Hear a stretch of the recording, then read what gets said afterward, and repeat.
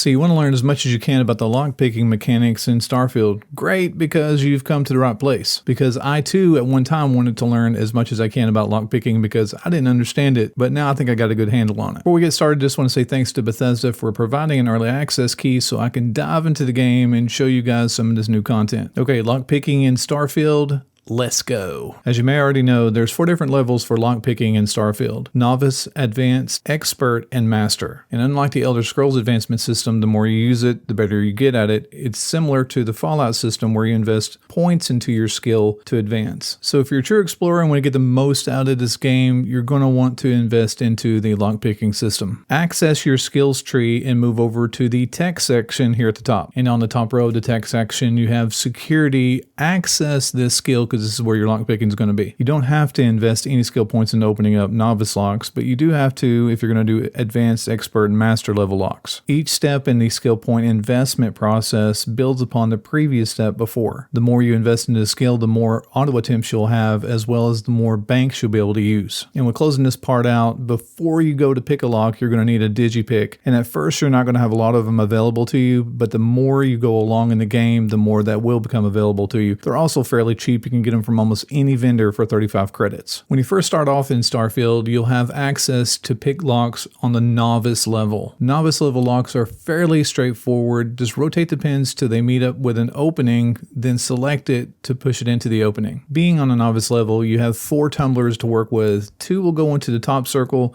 2 will go into the bottom circle. Now, if only novice level locks were the only locks you had to deal with in Starfield. And of course, as you advance in skill, the advancement of locks become more and more complex. Moving to the advanced lock. Just like with the novice lock, you have your 2 inner circles, you have your outer band and your inner band. With the advanced lock, you'll see 2 additional tumblers that come with this level of lockpicking. If you're lucky enough to select a tumbler and all the circles are white, that just means that that tumbler is not used in this puzzle, so you can disregard it. If you select a tumbler and 1 or more circles are blue, that means that that tumbler will work on that circle and all the other circles that are blue as well. When I hit the advanced level, I started lining up all the pieces before I started inserting the tumblers into the slots. And that worked great for me for the advanced level, but as I moved on into the expert level, it became increasingly more difficult. When you reach the expert level of lockpicking in Starfield, you get 1 additional ring to the lock, plus you get 3 more additional tumblers to work with. When I got to this level, I spent more and more time trying to get these locks picked.